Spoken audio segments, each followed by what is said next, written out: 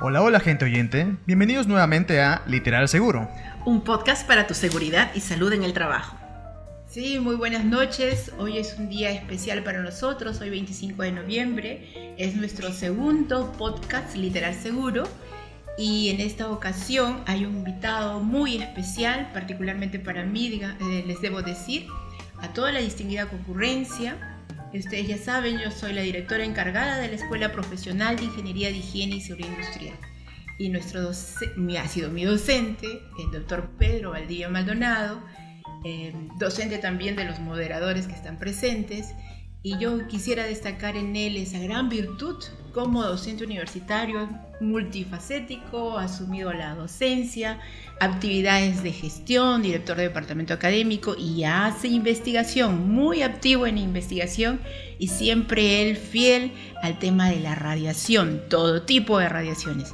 Y hoy está con nosotros precisamente para hablarnos de un tema muy especial, como es la seguridad en plantas nucleares, ¿no? Entonces, bienvenido nuestro doctor Pedro Valdivia, pero antes de decirles está Daniela Mondoñedo, ya la conocen. Hola. Y Edgar Correa, un gusto. Okay. Adelante, doctor Pedro Valdivia. Bueno, muchas gracias por haberme invitado a compartir información sobre un tema que me apasiona. También sigo escuchando muchos comentarios sobre estos temas y es bueno compartir con todos la información a fin de poder darles herramientas para que puedan también tener su propia opinión, ¿no? No tratamos de convencer a nadie ni de lo bueno ni de lo malo, sino tratar de dar información para que cada uno pueda irse formando su propia opinión.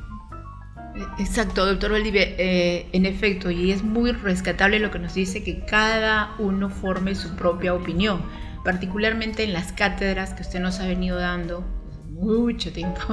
Entonces usted ha generado en nosotros esa inquietud por conocer todos los peligros que implica una central nuclear, ¿no? Tengo entendido que acá en Perú tenemos 2 centros de investigación, ¿verdad? Así es. Ya. Y usted ha hecho que cada uno genere su propia opinión. No obstante, aún así hay pocos profesionales en esta rama. ¿A qué considera usted que puede deberse eso? Bueno, yo creo que hay pocos profesionales porque no se conoce efectivamente la amplitud, ¿no?, de los usos de la energía nuclear. La gente piensa que energía nuclear son solamente centrales nucleares, ¿no? Pero ya nuestros egresados nos han traído información de la diversidad de productos de energía nuclear que se usa en la industria, en la minería, en los hospitales y en muchas actividades del sector productivo, ¿no? Y cada una de ellas pues incluye el tema de la seguridad radiológica, ¿no? Hay que comenzar a trabajar con una cultura de seguridad porque no solamente son centrales nucleares. Entonces las personas piensan que energía nuclear solamente son centrales nucleares y como en el Perú todavía no hay centrales nucleares, de repente no ven mucha opción, ¿no? Sí. Y aprovechando eso, profesor Pedro, una consulta, quizá para las personas también que nos están escuchando, ¿no? ¿Qué es lo primero que a usted se le viene a la mente cuando piensa, ¿no?, en seguridad radiológica, ¿no?, o en plantas nucleares? ¿Qué es eso crucial? ¿Es así tan de película como muchos se pueden imaginar? Bueno, lo primero que yo pienso por la experiencia que tengo es que debíamos comprender que las plantas nucleares son una instalación compleja, ¿no? Pero como cualquier otra instalación compleja, cuya función principal es proporcionar energía eléctrica, ¿no? Entonces a mis alumnos yo siempre les comento de que esa fuente radioactiva de la central nuclear físicamente equivale a un 15 o 20% de toda la instalación. El resto son instalaciones convencionales, ¿no? Por ejemplo, tenemos turbinas, tenemos generadores eléctricos, tenemos patios de máquina, tenemos edificios administrativos. Entonces, en todas estas áreas también se observan accidentes que nosotros llamamos convencionales, ¿no?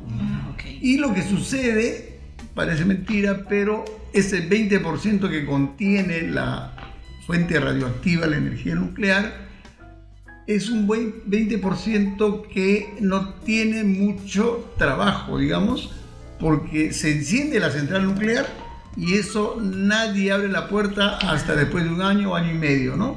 O 2 años a veces, trabaja de manera automática, sola, con todas las condiciones de seguridad del caso. Claro, y yendo más o menos en ese marco, ya que lo mencionó sobre lo que es la seguridad radiológica, ¿qué, según su experiencia, qué diferencia la seguridad radiológica con el resto de áreas donde se aplica la seguridad industrial? ¿Qué es lo que le da ese distintivo? Bueno, el distintivo es que nos ocupamos de ver unos agentes que no son sensibles, ¿no? No los puede uno detectar con la vista, con el oído, con el tacto, ¿no? Si nosotros estamos frente a una fuente de calor, podemos acercarnos hasta determinada distancia porque ya sentimos, ¿no?, calor, ¿no? Sin embargo, los accidentes con fuentes radioactivas se han producido por su carácter insensible, justamente, ¿no? La gente encuentra fuentes radioactivas, las recoge como si fuera un juguete, se las lleva y después de algunos minutos sufre el accidente, ¿no? Sí.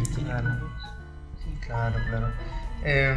A mí, hablando sobre radiología y cosas radiactivas, por así decirlo, me viene a la mente casos muy famosos en la cultura popular como Chernobyl u otros accidentes que la gente, que le generan a las personas un cierto pavor, cierto miedo. ¿Cree usted que es un mito, que realmente es tan peligroso como aparenta, según Hollywood? ¿O? Bueno, efectivamente en las películas a veces exageran un poco, ¿no? Porque también quieren vender el producto, ¿no? Pero los accidentes como el de Chernobyl han ocurrido 3 en el mundo, ¿no? En 1980 ocurrió uno en Estados Unidos, tenemos el de 1986, que es el de Chernobyl, y el de 2011, que es el de Fukushima, ¿no? Pero ¿por qué digo que son similares? Porque el accidente estuvo relacionado con la falta de refrigerante para enfriar el núcleo. El doctor Valdivia, en ese sentido, por una cuestión ilustrativa, ¿no?, para los que no lo conocen esto, si tuviéramos que estructurar la planta, yo recuerdo que me hablaba mucho de ese centro donde estaría el elemento radioactivo, ¿no?, pero tiene varias capas, ¿no? Su protección. Sí. ¿Eso nos podría ilustrar un poquito? Bueno, efectivamente, ¿no? El reactor tiene el concepto que se llama defensa en profundidad, ¿ya? Okay. Entonces tienen 4 barreras para evitar la fuga de material radioactivo. La primera barrera es lo que nosotros llamamos la pastilla de combustible, el uranio en sí, que tiene una dimensión aproximada de 1 centímetro, 1,5 centímetros, ¿no? Es un pequeño cilindro. Evidentemente dentro del reactor hay pues miles de cilindros de estos y forman lo que se llama el núcleo radioactivo. Entonces esa pastilla se fabrica para no sufrir ningún daño durante el año y medio o 2 años que va a trabajar el reactor sin parar, ¿no? A eso le llamamos la primera barrera. La segunda barrera es el tubo dentro del cual van las pastillas. Es decir, si la pastilla por ahí sufriera algún deterioro, digamos, entonces todo el material radioactivo debe quedarse dentro del tubo y no sale a ninguna parte más, ¿no? Luego está lo que se llama la vasija del reactor, que es un cilindro, digamos, de acero inoxidable de casi 5 centímetros de espesor, que es donde está el agua, donde circula el agua refrigerante y el agua que se va a convertir en vapor. Y si es que fallara el anticombustible, se supone que el material radioactivo debería quedarse en el agua, ¿no? Y la cuarta barrera que le llamamos es el edificio de contención, es el edificio donde está ya todo este material, también está diseñado para contener como cuarta barrera toda fuga radioactiva. Y si me permiten, yo les hablé de 3 accidentes, ¿no es cierto? Sí, así es. Bueno, en el accidente que fueron similares por pérdida de refrigerante, en el accidente de Estados Unidos, por ejemplo, podríamos decir, no salió ni una gota de radioactividad al medio ambiente. No se perdió nada, todo sucedió dentro del edificio, dentro de las capas, ¿no? Los sistemas de refrigeración y de seguridad actuaron perfectamente y no hubo ningún problema. En el accidente de Fukushima fue algo similar, ¿no? No salió mayor cantidad de material radioactivo al medio ambiente. ¿Por qué? Porque todos los sistemas de seguridad actuaron. El sistema de Chernobyl sí fue más catastrófico porque le faltaron algunos elementos de seguridad. El accidente de Chernobyl ocurrió en 1986 y el accidente de Estados Unidos en 1979, 80 más o menos. Entonces los americanos vieron de que este era un accidente posible. Si me permiten, cuando estudié ingeniería nuclear en el año 79-80, a nosotros los profesores nos decían, el peor accidente que puede sufrir una central nuclear es el de pérdida de refrigerante. De casualidad le llaman el accidente loca. Accidente loca. Pero no porque esté loco, ¿no? Porque en inglés sería loss of coolant accident. Loss, pérdida de refrigerante, ¿no? Ok. Loss of coolant accident, pues se le llaman el loco. Y el profesor nos explicaba, pero este accidente es impensable, jamás va a pasar, jamás va a suceder, ¿no? El refrigerante se refiere al refrigerante, al agua. Claro, la pérdida del agua. ¿Se iría ¿no? dónde el agua? Si se parte la tubería de entrada del agua, ya no llega agua al reactor y el reactor se sobrecalienta. Claro. Entonces era un accidente impensable, sin embargo ocurrió en Estados Unidos. ¿Por qué hago referencia a esto? Porque los americanos evidentemente comenzaron a difundir información sobre las causas del accidente y cómo se había contenido la radioactividad dentro de estas barreras, ¿no? Y le dijeron a los rusos, oiga, ustedes tienen reactores que no tienen las 4 barreras, ¿no? Son de un edificio de contención normal, un techo aligerado, y si sucede el accidente de pérdida de refrigerante, pueden tener consecuencias graves. Y los rusos dijeron, no, eso a nosotros no nos va a pasar, porque nuestra gente está bien entrenada. Está como bien el Titanic. Pero parece que les pasó una vez a los rusos. Y pasó el de Chernobyl, pues. Claro, Pasó el de Chernobyl, claro. Claro, entonces, bueno, ahí se tejieron una serie de comentarios, pero efectivamente el peor accidente sucedió. Sí. Hubo una diseminación de material radioactivo al ambiente, pero todo porque no se tomaron en cuenta las recomendaciones, ¿no?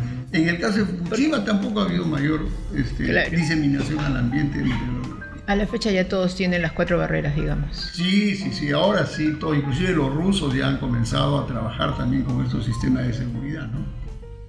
¿Implica que hay un anillo de seguridad que mida también la cantidad de radiación que se emite permanentemente? Sí, todas las centrales nucleares alrededor de la central y hasta cierta distancia tienen estaciones de monitoreo. Eso es importante. Cuando se va a construir una planta nuclear, lo primero que se hace es un estudio ambiental, ¿no? Para ver, por ejemplo, cuál es la radioactividad natural antes del reactor, ¿no? Y cuando el reactor está funcionando, se hace una medición de radioactividad para encontrar la diferencia, ¿no? En este primer estudio, antes de construir el reactor, inclusive se hace un estudio de dirección y velocidad de los vientos, ¿no? ¿Por qué? Porque si el accidente se produce en junio, por ejemplo, de repente los vientos están hacia el sur. Y si el accidente se ocurre en diciembre, de repente los vientos están hacia el norte. Entonces uno tiene que hacer lo que se llama la rosa del viento y saber en primer lugar cuál es la dirección del viento en caso de un accidente. Y una vez que se establece la dirección del viento, uno tiene que ubicar lo que se llama las poblaciones críticas. ¿no? Sí, para tomar las medidas del caso, ¿no? Claro, y hacer un seguimiento a la difusión del material radioactivo. Entonces, en ese momento, uno va definiendo dónde van a ir las estaciones de monitoreo alrededor de todas las centrales, ¿no? En las distintas épocas del año. Claro, tiene que estar previsto para las distintas épocas del año, ¿no? Ingeniero Pedro Valdivia, y una consulta, ahora que está comentando todo eso, ¿no? Que en el 79 estudió usted energía nuclear, y ¿cómo así le llamó la atención esta rama, ¿no? O sea, ¿cómo así, no? Porque digamos quizá ahorita, ¿no? Egresados, ¿no? O estudiantes quizá que puedan estar escuchando el podcast y quizá puedan verlo como que, wow, seguridad radiológica, ¿no? Eso muy ¿no? como muy ¿Cómo lejano, usted? ¿no? Ajá, Otra cosita. ¿no? Otra cosita, ¿no? Sí. O sea, ¿cómo usted, así, ¿no? En el año 79, o sea, cómo le nació, ¿no? ¿O cómo fue? ¿Cómo fue? ¿Quieren que les cuente de verdad? Por supuesto, ¿cómo fue todo? Cuando a mí me dijeron que iba a estudiar energía nuclear, yo di un paso atrás. Porque igual como usted dice, ¿energía nuclear qué es eso? No. Está muy lejano lo que... No, muy lejano. Entonces me dijeron, bueno señor, si usted no quiere, se va para atrás y nombramos a otro. ¿Qué? ¿Pero me estudiar otra cosa? No señor, energía nuclear o nada. Bueno, pues ya tengo que... destinada. Y así me captaron. O sea, la radiación o la energía nuclear lo llamó a usted. Sí. Un alumno acá me hizo una pregunta aquí en la uni, en el campus, estábamos conversando, igualito que ustedes, ingeniero, me dijo. Acá en el Perú no hay reactores nucleares, en la UNI hay 3.000 profesores y usted es el único que habla de energía nuclear. ¿Por qué escogió eso? Yo me puse a pensar, ¿por qué escogí? Yo no escogí, a mí me escogieron. Entonces le dije, ha sido mi destino. ¿Cómo? Claro, entonces le comenté estos antecedentes, ¿no? Yo no he buscado hacer nada, las cosas han venido llegando y ya que estoy. Ha sido mi destino. Pero también sabemos de su paso por Francia.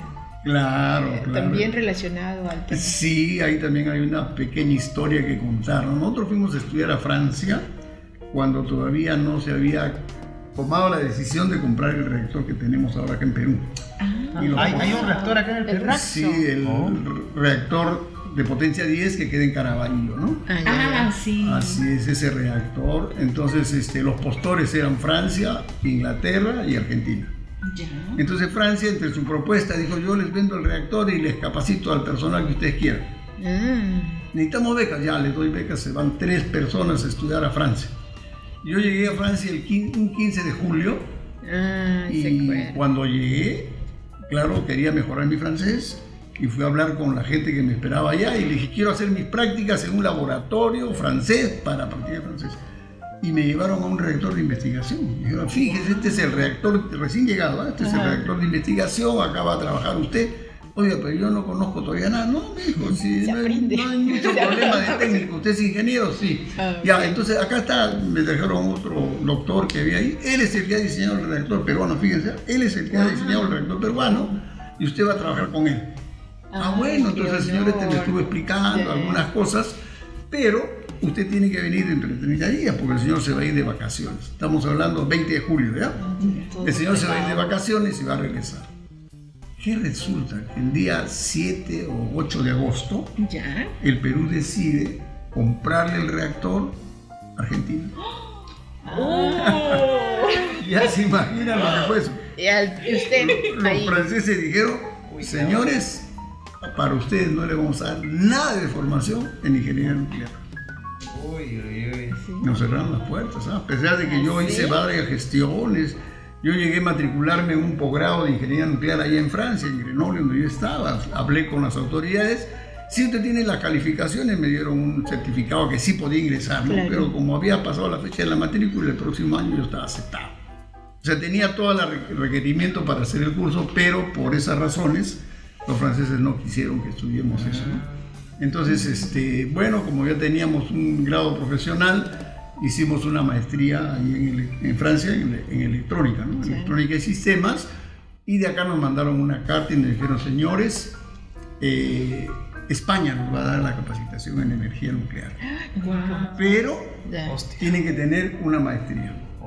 Entonces yo logré obtener la maestría y de ahí me fui a España. Así fue como llegué a estudiar ingeniería nuclear en España, ¿no? Ahí toda la energía nuclear le ha permitido fijar también su crecimiento a nivel mundial, ¿no? Bueno, sí. Como son tecnologías nuevas y tecnologías de que punta, están con los países desarrollados. Hay mucho intercambio de capacitación, ¿no? Entonces, ya cuando estuve allá y cuando regresé acá en Perú, he participado en una diversidad de eventos en varios países, ¿no? De América, de Europa, sobre temas de tecnología nuclear, ¿no? Porque se requiere, eso sí, tener conocimiento, pero estar convencido de eso, ¿eh? No es que voy a mi curso y todavía tengo temor, tengo dudas, ¿no? Porque es cálculos también, ¿no? Sobre todo para el diseño. Claro, para el diseño, sí, también. Y hablando de eso, ¿cree que ya con todo lo que se conoce y se sabe, qué tan factible sería una central nuclear acá, así, si una señora central nuclear acá en el Perú? Bueno, lo creo desde hace más de, ¿qué año digo? Más de 20 años, ¿ya? Porque con unos amigos preparamos un proyecto para instalar una central nuclear en el norte del Perú, bajo la siguiente premisa, ¿no? El Perú tiene, para la parte sur, bastante gas, como para hacer la fuente de energía y producir electricidad. En la parte centro tiene la central hidroeléctrica del Mantaro, porque tiene caídas de agua para producir energía eléctrica al centro del Perú. Pero en el norte no hay ni caídas de agua importantes ni hay gas. Entonces esa sería una opción y creamos un proyecto que le denominamos Neolmar, ¿no? Núcleo, electricidad, Olmos, Marañón, Neolmar, ¿no? Y lo estuvimos difundiendo un poco. Dicho sea de paso, ese proyecto yo también lo concebí como que se podía instalar en el mar, ¿no? Para desalinizar agua de mar. Y lo presenté a un evento que organizó el Organismo Internacional de Energía Atómica en Corea del Sur, por ejemplo, ¿no? Presenté mi idea y me invitaron a exponerla. Wow. Entonces, por esa razón yo viajé a Corea del Sur, porque ellos vieron que era factible, no es una idea loca, ¿no? Entonces, sí es necesario tener estas centrales nucleares para el Perú. Y ahora con mayor razón, porque ahora ya con la experiencia que ha habido de los accidentes y todo eso, también se están diseñando centrales nucleares mucho más pequeñas, ¿no? Las centrales de Chernobyl, de la isla Tres Millas, de Fukushima, son centrales de 1000 megavatios, ¿no? Son grandes. En cambio, países como el nuestro, de repente con una central de 300, 200 megavatios es más que suficiente. Entonces ahora se están construyendo centrales de ese tipo, las llaman centrales modulares, porque las fabrican en serie, digamos, una tras otra. Ya viene la tecnología como importada y la traemos. Todo para montarla, y si hay mayor demanda se puede ir acumulando centrales y se puede crecer, ¿no? Entonces sí, yo creo que Perú debería pensar ya en esta alternativa. Pero no solamente el Perú, el mercado eléctrico es abierto, o sea, cualquiera puede instalar. Claro. Y de hecho ya se han presentado algunos ingleses alguna vez con la intención de poder ver si pueden construir generar energía eléctrica a partir de la energía nuclear, sí. Y también hay algunos otros peruanos que están presentando proyectos, ¿no? Que sí para mí es una necesidad, ¿sí? Porque hay países desarrollados que ya lo tienen para esos fines, y hace muchos años. Sí. Pero siempre nos asusta la parte de que si ocurre el accidente grande, ya hay la fuga radiactiva, como dice usted, entonces el tema de salud pública a mí, por ejemplo, me preocupa un poco, ¿no? Porque por ahí lo relacionan la radiación ionizante, esta energía nuclear, con problemas de salud, ¿no? Sobre todo cáncer de tiroides. ¿Hay ahí alguna relación? Bueno, dentro de los accidentes el más crítico fue el de Chernobyl en 1986, ¿no es cierto? Sí. Del 86 a esta fecha han pasado como 40 años y no ha habido un accidente como eso. En el mundo hay más de 500 centrales nucleares en operación. Francia, el 80% de su energía eléctrica son centrales nucleares y nunca ha tenido un accidente. ¿Por qué hago estos antecedentes, no? Por lo mismo que les digo a mis alumnos, la energía nuclear en el Perú es viable, bajo una condición. ¿Cuál es esa condición? Que haya seguridad. Las 4 capas. Las 4 capas, seguridad de las personas, que hay una cultura de seguridad en los trabajadores, entonces no sucede nada. Las centrales nucleares de Francia, y casi todas las centrales nucleares tienen como 40, 50 años de operación, ¿no? Y solo en una de ellas ha habido un accidente catastrófico, ¿no? ¿Por qué? Porque es importante la seguridad. Lo primero es la seguridad. ¿Y el proyecto que ustedes estaban presentando, que tenía que ver con la zona norte, estaba también dirigido al tema de energía eléctrica? Sí. Son proyectos multiuso, ¿no? En ese caso nosotros decíamos colocar la central en la parte alta de la cordillera, tomar agua de los ríos Marañón, Olmo, Marañón, esa zona, y poder traspasarla a la costa, ¿no? Entonces la central podía producir energía eléctrica, el agua que se trasvasa, debidamente purificada, iba a servir para regadío para la zona la costa norte, por ejemplo, ¿no? Tenía esos dos propósitos, ¿no? Productora de agua y productora de electricidad. Qué interesante lo que comenta usted, ingeniero, porque, o sea, como usted dice, ¿no? Hay quizá ese temor por ese desconocimiento, y toda la parte positiva que nos estamos perdiendo a nivel país, o sea, y cómo, o sea, desde nuestra carrera de higiene y seguridad industrial podemos contribuir a ello, y no solamente vamos a decir en nuestra profesión, sino en contribuir a la sociedad, justamente para poder acceder a este tipo de, ¿no? de tecnología. Y qué interesante que usted nos comente, ¿no? Con este proyecto Neolmar, ¿sí? Que según entiendo ha sido del 2004. En los años 2000 más o menos, ¿no? sí. 2000, o sea, ya desde hace 20 años usted tenía esa visión, ¿no? O sea, de cómo se podía, o cómo se puede todavía, ¿no? Por ahí Sergio nos está escuchando y esto es viable.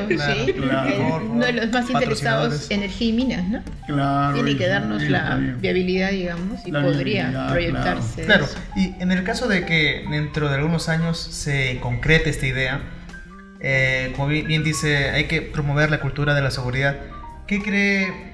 ¿Cómo cree usted que sería el perfil del personal que se encargue de justamente promover esta cultura en cuanto a la seguridad, tanto los trabajadores, los administrativos, toda la gente que trabaja en ese lugar? El mismo ingeniero. Bueno, ingeniero, sí, yo personalmente pienso que nosotros como escuela de seguridad tenemos mucho que hacer, ¿no? Formar a todos nuestros ingenieros con una cultura de seguridad, ¿no? Seguridad contra ruido, seguridad de iluminación, todos, pero con cultura de seguridad.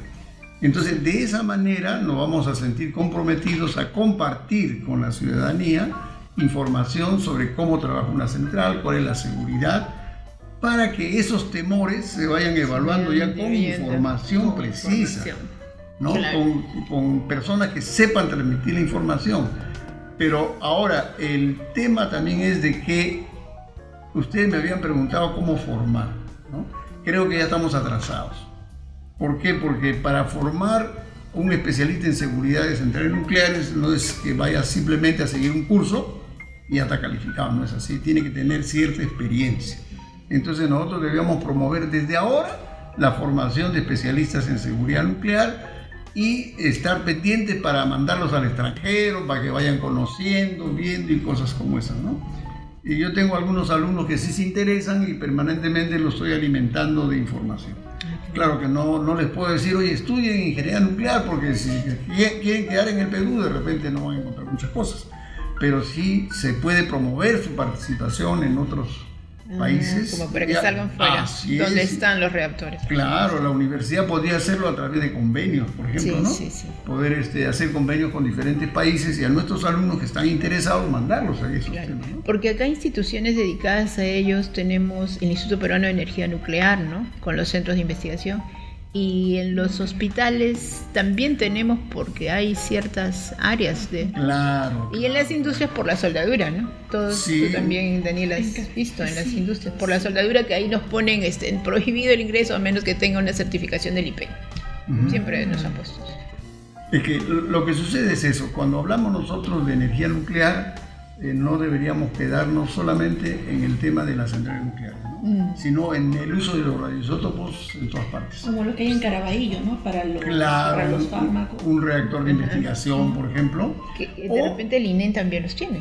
También tiene, pero no reactor, no usa radiofármacos. Ya lo usa. ¿Ya? Sí. Entonces, ahora ya poco a poco estamos logrando, digamos, que los estudiantes de seguridad sean conscientes de la necesidad de conocer este tema, ¿no? ¿Por qué? Porque las empresas ya les están pidiendo cierta responsabilidad.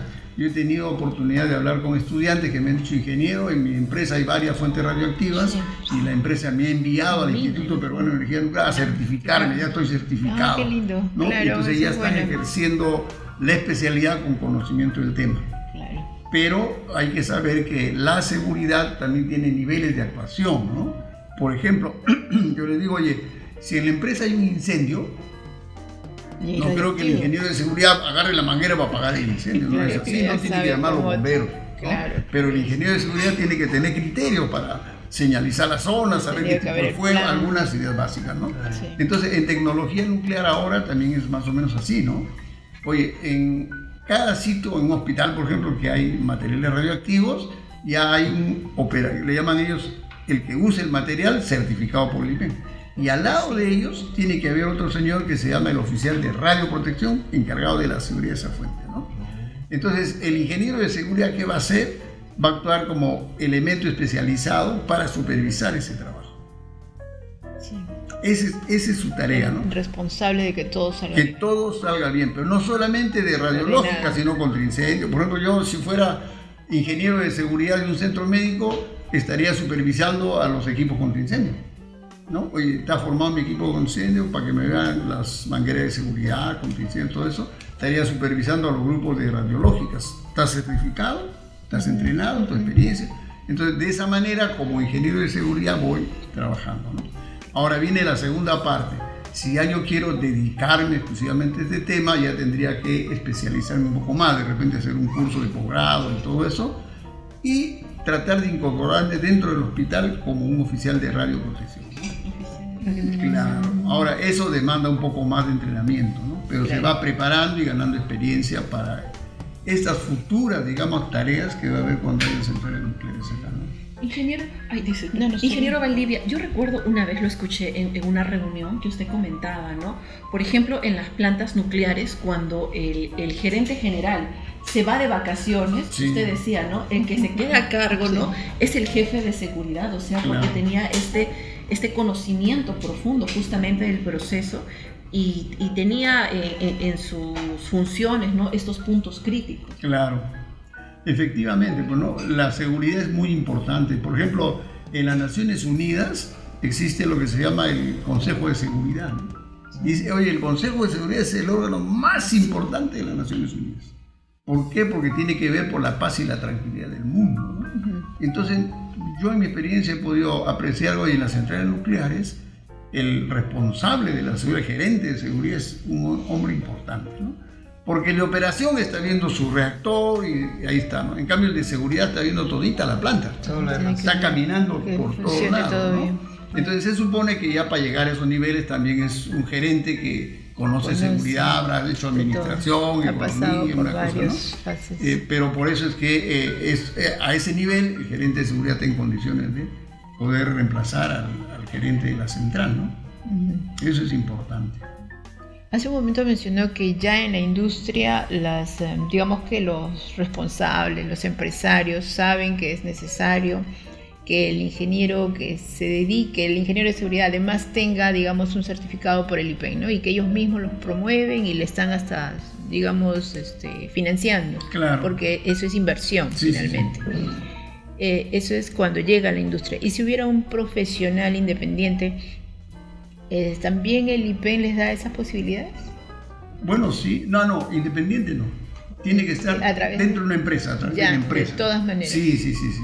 Porque las autorizaciones se dan para manejar fuentes radioactivas específicas y en una empresa específica, ¿no? Doctor Valdivia, en la formación de nosotros, digamos, para los ingenieros e ingenieras de higiene y seguridad industrial, en la cátedra que usted viene dando, creo que también ha ensayado algunos experimentos pequeños, ¿no? Sí. ¿Cuánto más necesitaríamos, por decir, para tener un laboratorio específico para esos fines, ¿no? Podríamos Sí, tener, sí, ¿con sí, qué sí, prácticas podríamos empezar, ¿no? Claro, de hecho, antes yo pues los llevaba a los alumnos al IPEN, ¿no? A mí me llevó al IPEN. Hasta A mí me llevó al IPEN. Y hasta ahora, Ojalá todavía se los lleva, ¿no? Pronto. Entonces ahora lo que estamos tratando, y hemos presentado una recomendación a ver si podemos hacer un convenio con el IPEN Ya. para que nos ayude a formar un laboratorio. Sí, Acá en la sería facultad. excelente, claro, Entonces, sería excelente. la idea es que ese laboratorio no debe costar mucho dinero. ¿Por qué digo esto? Porque yo fui a ver un laboratorio en otra universidad, acá está mi laboratorio, pero tienen equipos y fuentes empaquetadas, ¿no? Que son para otros usos, no es para conocer la seguridad radiológica, ¿no? Entonces, yo pienso que si hacemos un convenio con el IPEN, ellos están en condiciones de prepararnos fuentes específicas para nuestro entrenamiento como seguridad, ¿no? Inclusive detectores de radiación específicos para nosotros. Porque si uno compra un detector te va a costar pues $4,000, $5,000, ¿no? De repente un Geiger te cuesta $800. Pero ¿para Hay qué unos eso? detectores pequeñitos de Sí. Geiger, ¿no? Sí, también hay mucho más. Ah, bueno, los estoy hablando de las radiaciones electromagnéticas, no del tema ionizante, ¿no? No, también hay, porque todo el... Así chiquititos, ¿no? Sí. Hay pequeñitos que cuestan 400, pero la tecnología ha avanzado tanto que antes, cuando había la electrónica analógica, uno tendría que construir un equipo pues, que parecía un ladrillo, ¿no? Grande. ¿Por qué? Porque hay que hacer los moduladores de corriente y todas esas cosas, ¿no? Convertir corriente alterna en corriente continua y todo eso. Pero ahora en un celular tiene toditas esas funciones. Sí, así Todito será tiene también celular. ahora. Entonces lo único que necesita es un sensor, ¿no? Que capte la radiación y lo convierte en señal eléctrica. Y ese sensor uno puede encontrarlo por 100 soles, digamos, en países en el exterior, ¿no? Acá todavía no hay. Y Ok, colocado ok. un detector a un celular, tranquilamente te sirve para saber si hay o no hay radiación, medición. Claro, no es muy complejo el tema, ¿no? Entonces eso es lo que queremos hacer acá, ¿no? Cosas que no cuesten mucho y que se pueda permitir conocer, digamos, lo que es el riesgo de radiación y evaluarlo, ¿no?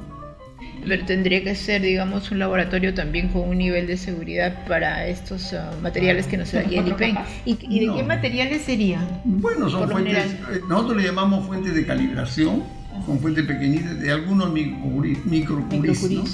Que en realidad pues uno lo puede manejar sin ningún riesgo, ¿no? Entonces, sí, se necesita una sala casi como esta de acá. Podría ser. Sí, no hay por 3x4, porque no vamos a traer grandes cosas, ¿no? Yo recuerdo que una vez llevé a mis alumnos a visitar una fábrica de pararrayos radioactivos, ¿no? Que daba en pararrayos radioactivos, sí, tenían, en lugar de cobre, eran unos materiales radioactivos. Entonces, llegamos y la fábrica pues, era grandaza, ¿no? Nos sentaron en la sala principal, nos pasaron un video y ahora sí vamos a ver la fábrica. Comenzamos a caminar, los alumnos miraban a la derecha, Estoy rabiando. ¿Dónde? Y de repente nos llevaron un cuartito de 2x3 chiquitito. A ver, pasen acá. ¿Y acá qué vamos a hacer? Acá fabricamos los pararrayos radioactivos. ¿Cómo acá? No, si no necesita nada. ¿En algo pequeño? Algo pequeño, porque las pastillas radioactivas son chiquititas, no son muy grandes, ¿no? Las actividades son muy bajas, no presentan. Sí, acá sin pararrayos radioactivos no necesita. Y un alumno dice, profesor, yo pensé que todo esto era para fabricar de pararrayos radioactivos. No es así. Entonces, por eso es que yo muchas veces le insisto a los alumnos, ¿no? Porque ellos sí deben saber identificar qué es una fuente radioactiva, qué es un equipo radioactivo, ¿no? Claro. Porque eso les va a dar confianza. Y una fuente es esto, si esta es una fuente radioactiva, ya está. Claro, el reactor es una fuente radioactiva más grande, de mayor potencia, ¿no? Pero para llegar a eso hay que conocer que las fuentes radioactivas son pequeñitas. Pequeña. Son pequeñitas y algunos si tienen mucha potencia ya hay que tener cuidado, ¿no? Porque puede producir accidentes. Pero evidentemente para enseñanza no se usa eso, ¿no? Se usan fuentes de muy baja potencia, ¿no? Claro, yo no le digo actividad porque... claro, para que no haya... Sí, para que no haya confusión, yo le digo actividad, pero esto considere como la potencia de la fuente radioactiva y por ahí se entiende un poco mejor, ¿no? Ese habrá sido un día radiante. Así es. Ahí no hay frío. Y siempre se habla de los curís, microcurís y la otra unidad Gray también. Gray para la dosis, becquerelio para el curis, para la potencia de la fuente, digo yo. Okay. Así es. Entonces, todas esas herramientas básicas es conveniente que los alumnos puedan pues, captar, ¿no? Captar para poder desarrollarse. Y si se logra con ellos obtener buenos resultados, de ahí para el resto no es mayor problema. ¿Qué medidas de seguridad hay que tomar? Las mismas pues que para cualquier otro producto, ¿no? Si tú tienes un producto en la empresa que sea de alto riesgo, tienes que ponerle un ambiente con su candado, sellado, acá también es igual, ¿no? Claro. Yo siempre les digo, mira, para poder guardar una fuente radioactiva, piensa que esa fuente radioactiva es una joya de oro muy chiquita. ¿Tú la dejarías así por cualquier parte? No, pues no. Tengo que tener un armario con su llave, así ya está, nada más. Es una muy buena analogía. Claro, Sí, claro. ¿no? Y así yo recuerdo, así nos explicaba usted Sí, años, y por eso decía, no sé, qué claro, ¿no? O sea, para poder transmitirnos esos conceptos que pueden parecer complejos, ¿no? Y ya asociarlo, ¿no? Y saber cómo manejarlo o cómo enfrentarnos a ello. Ingeniero, quería hacerle un comentario. Lo que ocurre es que usted decía hace un momento que la energía nuclear lo encontró a usted. Pero ahorita que comentaba, ¿no? Y decía, no, para medirlo sacamos un sensor que lo venden en el exterior y un celular. Y usted lo plantea de una forma tan sencilla, ¿no? Hacía el símil con los ladrillos. Y usted mencionaba que en Francia estudió ingeniería electrónica. Y yo digo, no, o sea, justamente es como que todo el camino lo ha llevado para que tenga ese dominio de cómo detectar, cómo manejarlo, ¿no? Entonces, Claro. Qué honor, la verdad, poder tenerlo aquí, ¿no? Para que nos dé justamente, ¿no? Estos puntos tan importantes. Y sobre todo acercarnos un poco más, ¿no? A este tema que puede causar temor, ¿no? Sí, hasta ahora, ¿no? Yo creo que a nivel público todavía. Todavía ¿no? sí, pero por falta de información. Y sí, pero como que digamos que la prensa en forma, digamos, coloquial no sabe comunicar ese peligro. Bueno, la radiación, ¿cuánto peligro tiene esa radiación? Todos les tenemos temor de alguna forma, muchas veces por más que no digan baja potencia, ¿no? Claro, muchas veces por querer comunicar rápido y así directo al grano se emiten tantas cosas y uno termina haciéndose una idea que es completamente alejada de la realidad. Como decías, ¿no? Hollywoodense, ¿no? Sí. Algo así. Sí. Mira, cuando sucedió el accidente de Chernobyl, yo era director de seguridad radiológica del IPEN. Wow. ¿Y cómo se vive la atención? Porque si uno es ingeniero de higiene y seguridad en una planta de cuidado, porque ahora hay responsabilidades y hasta pena de cárcel en una planta de energía nuclear. Bueno, en esa época sucedió el accidente de Chernobyl. Y evidentemente con nuestros ingenieros evaluamos el caso y vimos que acá no iba a haber mayor riesgo, ¿no? Pero los periodistas pues fueron al IPEN, señor, ahora Chernobyl se van a contaminar los niños, que esto, que el otro. Y vino un periodista en mi oficina y me dice, ingeniero, el día jueves quisiera que me dé un tiempito para venir a hacerle una entrevista, quiero que usted nos hable de los daños y peligros. Oiga, le digo, acá no va a haber ningún daño ni ningún peligro, yo no tengo por qué mentirle. Nada, no va a haber problema, no va a haber problema. Ah, entonces ya no vengo. No te creo. Así también. Entonces ya no vengo. Solo querían los problemas. Así es. Se le fue la noticia. No digo ingeniero, lo busca. Imagínese Ay, Dios mío. ese suceso histórico y justo usted estaba en un puesto clave. Sí, sí, me tocó estar La ahí. presión, me imagino, en ese Es momento. grande, claro, es grande. Wow. Claro, cuando uno no tiene argumentos, la presión es fuerte, pero si uno conoce el tema, entonces puede Ah, no, responder sin sí, mayor claro, problema, ¿no? claro. Ese es el tema, por eso es que es importante la difusión de información. Y el máximo organismo que ve todo esto, porque también a nivel mundial todas las redes, es El Organismo Internacional de Energía atómica, ¿no? Sí, de energía Y cada atómica. cierto tiempo habrán reuniones a nivel de países. Sí, se reúnen a nivel de países, investigadores. Y un país que quiera, digamos, así como nosotros ya sí, queremos invertir haciendo radiación nuclear para tener energía eléctrica. Uno puede proponer allí y ellos le dan la asesoría. ¿Algo? Claro, ellos dan a la asesoría. Sí. Fíjate. Es cuestión de que el Estado, bueno, en el Se principio decide. haga un estudio de viabilidad, ¿no? ¿Cuánto nos va a significar Claro. bueno? Y bueno, los peligros van a tener el control respectivo, ¿no? Así, eso es importante. Fíjate, cuando se le dio la autorización de funcionamiento al reactor de Guarangal, del Caraballo, yo era el director de seguridad radiológica. Entonces nosotros teníamos que evaluar, ¿no?, la instalación, a la gente que iba a trabajar, para poder darle la licencia, la autorización de operación, si no, no se podía, ¿no? Y los que habían construido esto eran los argentinos, ¿no? Entonces dijeron, pero ¿cómo los peruanos nos van a tomar examen a nosotros si ellos todavía no tienen experiencia, no conocen?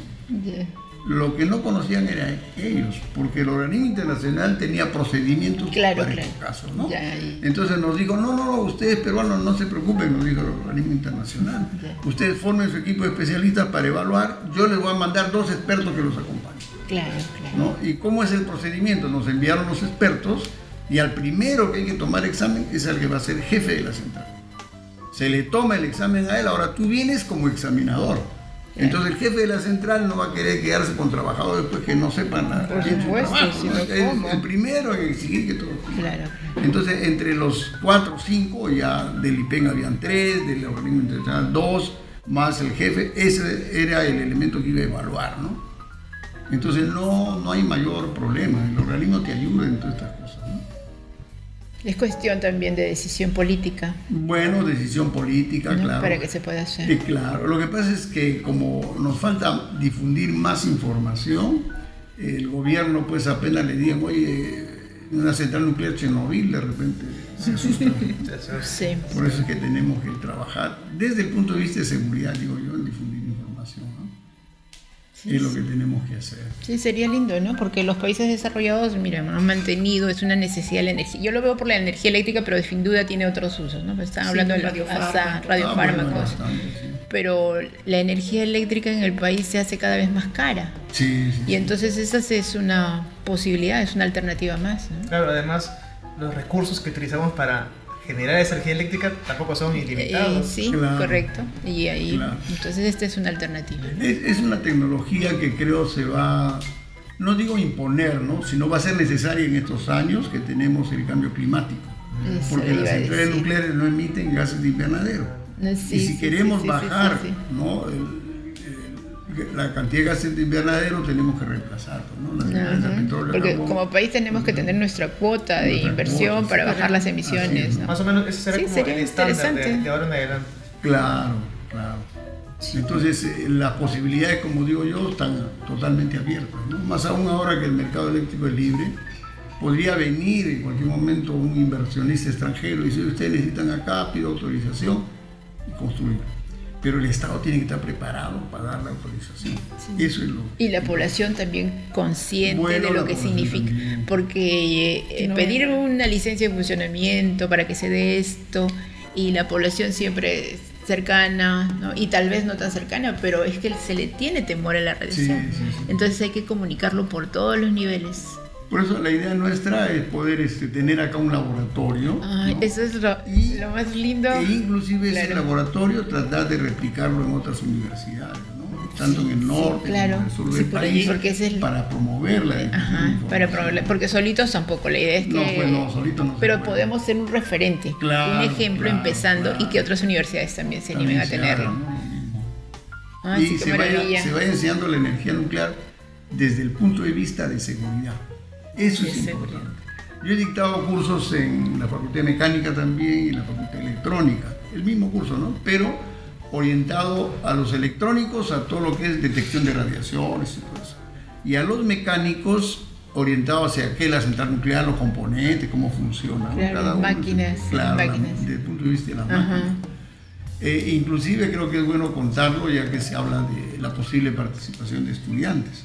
Cuando yo era profesor en la Facultad de Mecánica, se me acercó un joven ya de último año y me dijo, profesor, quiero que me ayude porque estoy haciendo un estudio de impacto ambiental de centrales eléctricas. A ver, ¿qué centrales eléctricas estás considerando? Centrales a gas, centrales a petróleo y centrales a carbón. ¿Y por qué no consideras la central atómica? No, me dijo en primer lugar porque es muy contaminante. Bueno, le dije, si no incluye las centrales nucleares, no te puedo apoyar, ¿no? Bueno, estuvimos conversando, leí material Claro. y al final me dijo, profesor, leyendo lo que usted dice, veo que la central nuclear es la que menos contamina. Ya inclúyela en tu proyecto. La incluyó en el proyecto, fíjese lo que le voy a contar, la incluyó en el proyecto. Ajá. Y yo me fui a hablar con gente que conocí en el IPEN y me dieron los formatos para presentar proyectos al Instituto, al Organismo Internacional de Energía Atómica. Hasta llegó lejos. En ese momento lo presenté al decano, ¿no? Señor decano, quiero que usted me firme esto para presentar este proyecto al Organismo Internacional de Energía Atómica. Entonces el decano vio, decía, investigador principal, el alumno, ¿no? Yo estaba como asesor.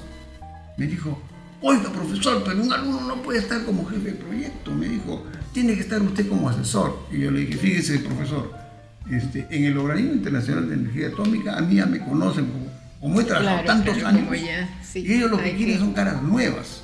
Además, si lo ponemos como jefe, yo estoy de asesor, pues es una garantía de que las cosas van a marchar. Ajá. Bueno, me dijo, lo presentamos y le aprobaron el proyecto a este alumno. Ay, qué maravilla. Hizo un proyecto, le dieron $10,000 para un año, para un proyecto de investigación, ¿no? Estoy feliz. Nos fuimos a varios sitios acá en Perú a medir todas esas cosas. Entonces, ¿qué significa esto? Que si alguien tiene deseos y quiere trabajar en estos temas, siempre Hay hay oportunidades. posibilidades. Hay Qué maravilla, oportunidades. Hay qué maravilla. oportunidades. Para los que están escuchando, se pueden. Claro, Sí, esto es más o sí, menos un claro. símil como los medios de transporte. Yo recuerdo de niño me decían, el medio de transporte más seguro, el avión, porque primero tienen que asegurarse de que no se caiga. Entonces, Es muy difícil entonces que se pasan caiga. mucho más filtros y es mucho más seguro que los otros que, bueno, con que funcione basta. Es verdad. Sí. Oh, ¿sí? Claro. ¿Sí? Por eso yo digo, ¿no? Oye, el tema nuclear es importante. Como dicen ustedes, oye, hay que disipar esos temores, Sí, ¿no? sí. ¿Y cómo hacemos eso? Transmitiendo información. Y hacer que nuestros estudiantes también estén en condiciones de transmitir información, ¿no? Que conozcan qué son las fuentes radioactivas, los equipos, y que poco a poco nos ayuden a hacer difusión de información para disminuir los temores que existen, ¿no? Así es, ¿no? Claro. Me gustaría más o menos ya aterrizando todo el tema, porque esto no es una cuestión de que si va a pasar o no va a pasar, ya sabemos que va a terminar pasando tarde o temprano, va a ser un estándar tanto en el mundo como en nuestro país, vamos a tener que acoplarnos, querramos o no. Dirigido a los futuros estudiantes de Ingeniería de Higiene y Seguridad Industrial, ¿qué consejo, qué tip, qué le gustaría decirles a ellos si están interesados o para que se interesen mucho más en lo que es la seguridad radiológica? Bueno, yo lo que les tengo que decir es lo siguiente, ¿no? Primero, en la especialidad que han elegido, fortalezcanse, sigan ahí porque acá en el país todavía no hay mucho trabajo para alguien especializado en seguridad radiológica, ¿no? El único sitio sería el IPEN. pero en ese trabajo no descuiden su formación que le estamos dando en protección radiológica, ¿no? Porque van a tener que aplicarla en sus trabajos donde hay fuentes radioactivas, ya hay fuentes radioactivas, ¿no? Y manténganse en contacto con la escuela, ya sea como egresados, etcétera, y nosotros le vamos a ir alcanzando información sobre cuál es la situación actual, ¿no?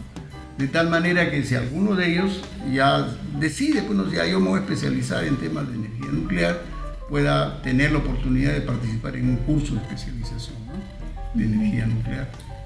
Tengo conocimiento de algunos egresados que se han ido a Francia, por ejemplo, ¿no? Y hayan estado haciendo maestrías y todo lo demás, haciendo temas de investigación sobre energía nuclear. O sea, existe la posibilidad de que si uno tiene interés se pueda ir afuera, por la ventaja que tiene su título profesional de ingeniero de seguridad. Porque ahorita en las centrales nucleares, ¿quiénes son encargados de seguridad? De repente un ingeniero mecánico, un ingeniero electricista, un ingeniero de cualquier especialidad. Porque en el mundo no hay especialistas en ingeniería nuclear. O sea, hay en seguridad, ¿no? Sí. Y si hay muy pocos. Entonces ellos tienen una puerta abierta, digamos, para poder trabajar en estos temas, ¿no? Así es. Perfecto, sí, qué interesante la verdad, ingeniero Valdivia, todo lo que nos ha comentado. Muchas gracias más bien por darse ese tiempo, ¿no? Y darnos este paseo a nivel global, ¿no? Por todas sus experiencias, ¿no? Y qué gusto, ¿no? Poder descubrir, ¿no? Para mí que ha sido descubrir, ¿no? Que mi profesor, que me llevó al IPEN hace muchos años y que recuerdo con mucho cariño, con mucho respeto a usted, y esa visita que tuvimos, ¿no? Con mi promoción en su momento al IPEN, ha estado en momentos claves a nivel mundial y a nivel país, ¿no? Bueno, o sea, qué interesante, ¿no? Y esperamos también que los oyentes, ¿no? Para quienes hayan sido alumnos también del ingeniero Valdivia, ¿no? O sea, quizá puedan descubrir un poco más, ¿no? De toda su experiencia, ¿no? Y cómo también nos sigue nutriendo a nosotros como egresados, como estudiantes, ¿no? Y para quienes van a llevar, ¿no? Como usted, clases a futuro, ¿no? Para que sepan lo importante que es esto. ¿No? Sí, yo también me sumo a esta gran alegría. Para nosotros realmente, ya particularmente conocemos de vuestra calidad en las aulas, y que para muchos nos ha llevado, hay algunos que han egresado y se dedican a esto, ¿no? Al tema de las radiaciones. Yo quisiera un poco también dirigirme a la audiencia, porque uno de los motivos de este podcast es que nos conozcan más como carrera. Y en ese sentido esperamos que nos vean, sin duda nos van a ver los egresados, los amigos, pero también gente joven que está por decidir en una carrera, y como verán, esta es una carrera muy amplia, ¿sí? De mucho alcance, ¿no? A nivel industrial, minería, pesquería, pero también el tema nuclear, que vemos que es de tan alta importancia a nivel global. Países desarrollados ya trabajaron en esto, mantienen sus unidades centrales nucleares para muchos fines de la sociedad. El Perú, ¿por qué no? También puede ser. Y creo que lo maravilloso de hoy día, todos pueden Perú también tener un gran proyecto con toda la seguridad del caso en el tema de radiación nuclear, y lo maravilloso es que ha nacido esta inquietud de que podamos contar con un laboratorio, ¿no? Pequeñito, con el convenio del IPEN, y a eso, doctor, le invito con todo gusto. La escuela está allí para apoyar y hay que ir al IPEN juntos, lo vamos, y vamos a tener más capacidades, ¿no? Entonces, la distinguida audiencia que nos ve, miren, vamos creciendo como facultad, como escuela. Podremos tener más laboratorios, y todo eso siempre es por una excelencia académica, lo que se consigue con docentes como nuestro doctor Pedro Valdivia. Muchísimas gracias, doctor Valdivia, y que él no solo maneja este tipo de radiaciones, maneja las electromagnéticas, las no ionizantes, y lo podemos tener en un segundo capítulo más adelante, ¿no? Muchas gracias, doctor Valdivia. A ustedes también por la invitación y por permitirme, como digo, compartir información, ¿no? Que es nuestro trabajo ahora. Muchísimas gracias, doctor Valdivia. Me gustaría primero agradecer por irradiarnos tanta información tan vital. Nos demuestra nuevamente a nosotros, yo como estudiantes, los ingenieros, a las personas que nos acompañan aquí en el video, que ningún trabajo es demasiado pequeño o demasiado grande como para que no haya un ingeniero de higiene y seguridad industrial ahí y se asegure de que todo marche bien. Muchísimas gracias. Espero que les haya gustado. Claro, nos vemos en el siguiente episodio del siguiente podcast Literal Seguro. Ok, gracias. Gracias.